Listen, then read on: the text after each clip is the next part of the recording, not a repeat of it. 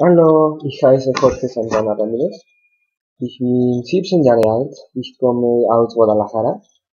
Ich bin in Guadalajara geboren, aber ich wohne hier in Querétaro. Ich bin groß, circa 1,80 Meter. Ich habe braune Augen und dunkelhaarig.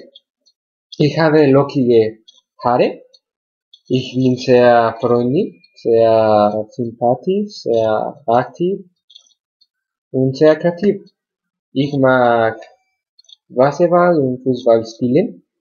Ich liebe Design und Ingenieur. Ich trage am meisten Jeans, ein T-Shirt und Schuhe. Ich spreche Spanisch, Englisch und ein bisschen Deutsch. Ich habe eine jüngste Schwester. Sie heißt Anna Pau. Sie ist 16 Jahre alt.